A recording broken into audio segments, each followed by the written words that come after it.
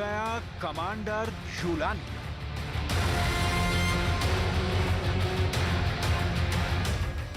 कल तक सीरिया में अमेरिका का 1, 2, 5, 10 या 50 लाख नहीं बल्कि $1 करोड़ का इनामी रहा।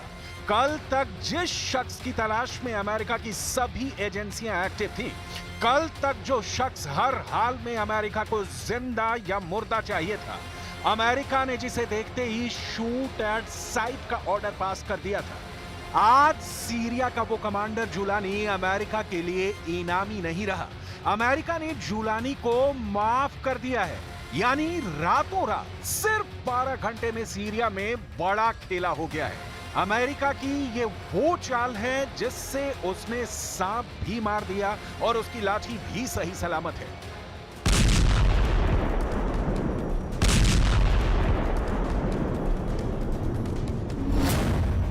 जुलानी पर रखा इनाम अमेरिका ने वापस लिया। 2018 में एचटीएस को अमेरिका ने आतंकी संगठन घोषित किया था। अल कायदा से जुड़ा रहा है कमांडर जुलानी।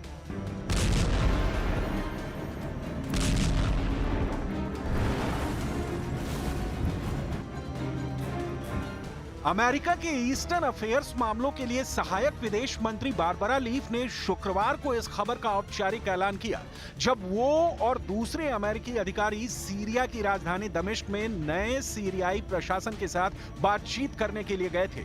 इस महीने की शुरुआत में हयात तहरीर अल शाम यानी एचटीएस के नेतृत्व में सीरिया के राष्ट्रपति बशर अल असद को सत्ता से हटाए जाने के बाद से यह अमेरिकी डेलीगेशन की सीरिया की पहली यात्रा थी। पहले आप देखिए बारबरा लीफ का वो बयान जिसने पूरी दुनिया में तहलका मचा दिया है। अमेरिका ने शुक्रवार की चर्चाओं के दौरान सकारात्मक संदेश देते हुए जुलानी के ऊपर लगाए गए $1 करोड़ के इनाम को हटाने का फैसला किया है। जुलानी और उनके संगठन से यह वादा लिया गया है कि ये अमेरिका के लिए कोई खतरा पैदा नहीं करेंगे। हम सीरियाई नेतृत्व वाली राजनीतिक प्रक्रिया का पूर्ण समर्थन करते हैं, जिसके परिणाम स्वरूप एक समावेशी और प्रतिनिधि सरकार बनेगी जो महिलाओं सहित सभी सीरियाई लोगों और सीरिया के विविध जातीय और धार्मिक समुदायों के अधिकार का सम्मान करती है।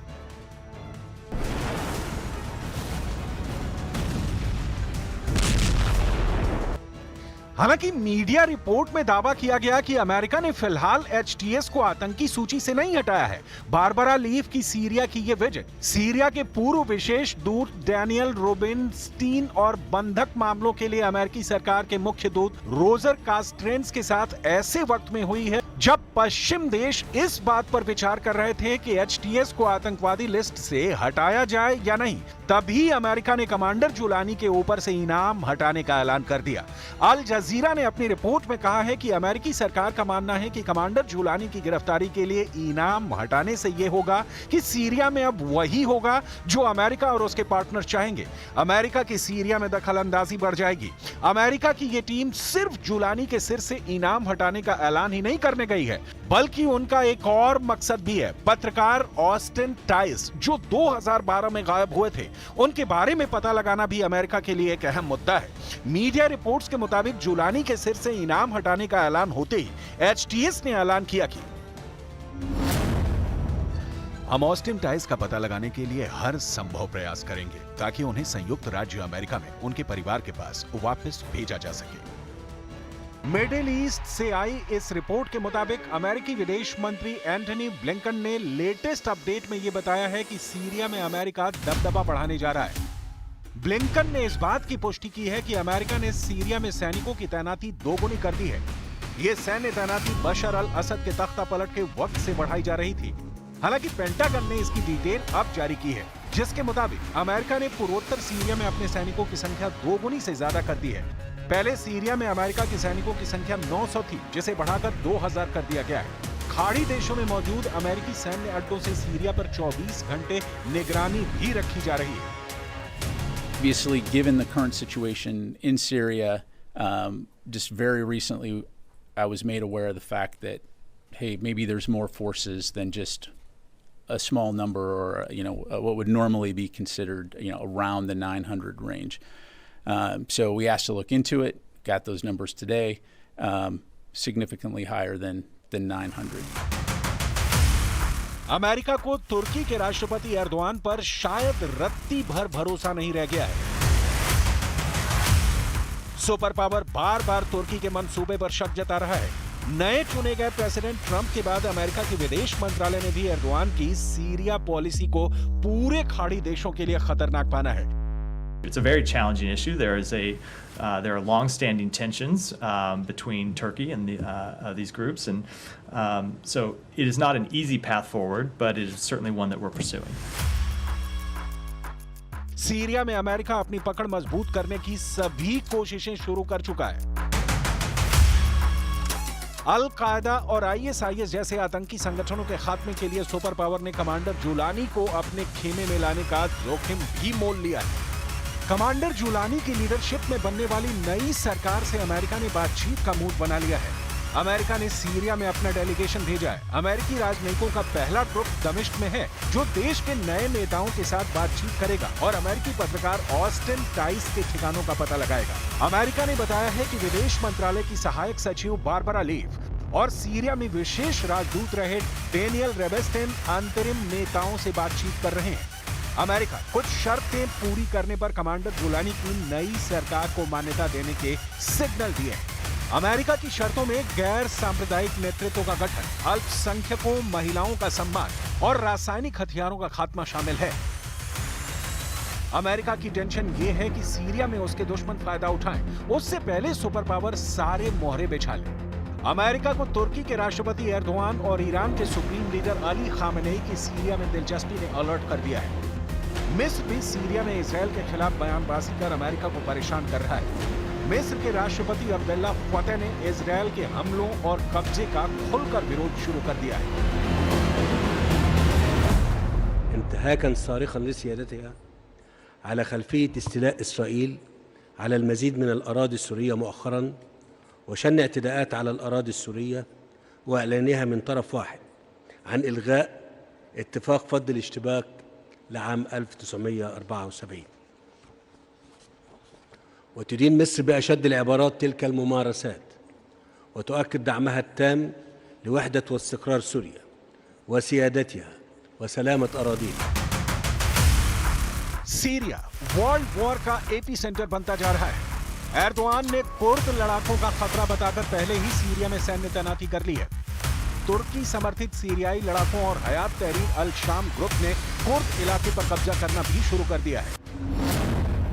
सेना में भर्ती होंगे कैदी। अमेरिका की टेंशन सीरिया की जेलों से रिहा हुए वो खूंखार लड़ाके भी हैं जिन्हें बशर ने लंबे वक्त तक कैदी बनाकर रखा था। कमांडर जुलानी ने बड़े स्तर पर जेलों में बंद फाइटर्स को आजाद कर खत्म हो चुके कई टेरर ग्रुप में जान फूंक दी है। वहीं मीडिया रिपोर्ट्स ये भी कहती हैं कि जुलानी ने लड़ाकों को सेना में भर्ती करने का ऐलान कर दिया है। इसमें वो लड़ाके भी शामिल होंगे जिन्होंने बशर अल असद की सत्ता को सीरिया से उखाड़ फेंकने में कमांडर जुलानी की मदद की है। असद रूस में है और रूस के राष्ट्रपति व्लादिमीर पुतिन की भी नजर सीरिया पर है। वो सीरिया में हो रही हर हलचल पर बारीकी से नजर बनाए हुए हैं। पुतिन का दावा है कि सीरिया से बशर अल असद की सत्ता जाने से सबसे बड़ा फायदा बेंजामिन नेतन्याहू को हुआ है। Все-таки главный бенефициар происходящих событий в Сирии, главным бенефициаром является, на мой взгляд, Израиль. И можно как угодно относиться к тому, что делает Израиль. Россия осуждает захват любых сирийских территорий, это очевидно. Наша позиция здесь не подлежит никакой корректировке. मैदान सीरिया का है, जमीन सीरिया की है और उसमें उलझे हुए हैं इजराइल, तुर्की, अमेरिका और ईरान। ईरान के सर्वोच्च नेता अली खामेनेई के जनरल हुसैन सलामी ने कहा है कि इजराइल को सीरिया में दफन कर देंगे। زندگی می‌کردند چون ما به دنبال عزتشان بودیم. ما نرفته بودیم تا بخشی از خاک سوریه را منضم به خاک خودمان کنیم. نرفته بودیم تا آنجا را میدان جستجوی منافع بلند پروازانه و زیاده خواهانه خود قرار دهیم. इस वक्त सीरिया के आसमान में इजरायल की एयरफोर्स बहुत एक्टिव है। इजरायल के F-15 फाइटर जेट लगातार उड़ान भर रहे हैं और इनको ऐसे ऐसे बमों से लैस किया गया है। जिनसे ऐसे धमाके हो रहे हैं कि सीरिया की सेना को मिट्टी में मिलाने वाले इजरायली अटैक ने तेहरान तक दहशत फैला दी है।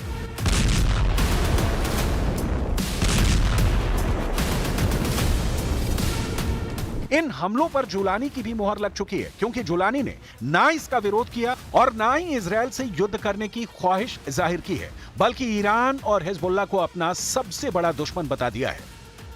تخوفات عندهم ان شاء الله، البلد رح تنبنى، خوف كان من وجود النظام اليوم زاد الحمد لله، بالعكس البلد رايحه للاعمار ان شاء الله، ورايحه للاستقرار الطويل، تعبت سوريا من الحرب، فهي مو جاهزه ابدا لتدخل في الحروب ولا ناويه تدخل في الحروب اطلاقا، على العكس مصدر الطلب كان فيها هو تواجد ميليشيات الايرانيه وميليشيات حزب الله، ووجود النظام نفسه اللي قام بالانجاز اللي شايفينه انتم اليوم. इजरायल के इन धमाकों के साथ सीरिया में जुलानी का ऐसा तूफान आया कि उस तूफान में ना सिर्फ बशर अल असद की सरकार उड़ी, बल्कि असद की मदद करने वाले पुतिन और खामनेई का मजबूत खूंटा भी उखड़ गया। जुलानी ने सीरिया में ऐसा जाल फैलाया कि इस जाल में फंसे रूस और ईरान की सेना को सीरिया से भागना पड़ा। जुलानी का जाल बुनने वाले तुर्की और इजरायल इस वक्त बहुत खुश हैं। जुलानी का जाल इतना मजबूत बताया जा रहा है जिसकी जद में अब कई और अरब देश भी आ सकते हैं।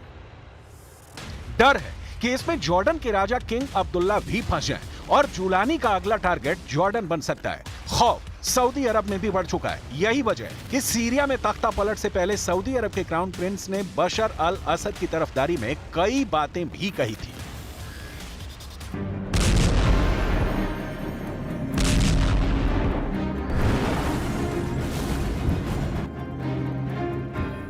جستجوی منافع بلند پروازانه و زیاده خواهانه خود قرار دهیم. ما رفته بودیم تا اجازه ندهیم عزت مسلمانان تخریب شود. به محض اینکه نظام سوریه سقوط کرد دیدید چه اتفاقات ناگواری در حال رخ. सवाल ईरान पर भी है। आखिर जिस ऑपरेशन ट्रू प्रॉमिस को दोहराने की वो बार बार वार्निंग दे रहा है, उसका क्या हुआ? खामेनेई और उनके जनरल इस बात से बहुत ज्यादा बेचैन हैं कि सीरिया उनके हाथ से निकल गया। बशर अल असद की सरकार ढह गई और अब उस जुलानी का सीरिया पर कब्जा हो चुका है, जो कभी ISIS और अल कायदा का टॉप का आतंकी था। और अब इजरायल तुर्की और अमेरिका के इशारों पर खेलना शुरू कर दिया है। नेतन्याहू ईरान के इस दावे की तरफ इशारा भी कर चुके हैं। هرچه جنایت کنید پر انگیزه تر میشه، هرچه با اونها بجنگید گسترده تر میشه و من به شما عرض میکنم به حول قوه الهی گستره مقاومت ईरान बशर अल असद की सत्ता को उखाड़ फेंकने को इजरायल और अमेरिका की साजिश बता रहा है, तो न्यूज 18 इंडिया के स्टूडियो में आए भारत में इजरायल के राजदूत ने कहा कि इजरायल ने दुनिया को खतरे से बचाया क्योंकि उन्होंने सीरिया में केमिकल और बायोलॉजिकल हथियारों को नष्ट किया। जो असद के लड़ाकों के पास होते तो दुनिया खतरे में आ जाती। अब आपसे सीरिया के बारे में बात करेंगे, जुलानी के बारे में। How much threat does Julani pose to Israel in Syria? Well, that's something that we still have to figure out. Okay. There's no doubt that there are many radical groups in Syria. Syria, for many years, has been very dangerous towards Israel because it has been accumulating weapons of mass destruction, including chemicals. Khamenei जानते हैं कि अब Netanyahu ने Iran के साथ mind game खेलना शुरू कर दिया है। सीरिया के बाद नेतन्याहू ने खामेनेई का तख्ता पलट करने का सिग्नल दे दिया है। नेतन्याहू के सिग्नल ने ईरान में ट्रिगर दबा दिया है। खामेनेई अपने जनरलों और सलाहकारों के साथ लगातार मीटिंग पर मीटिंग कर रहे हैं।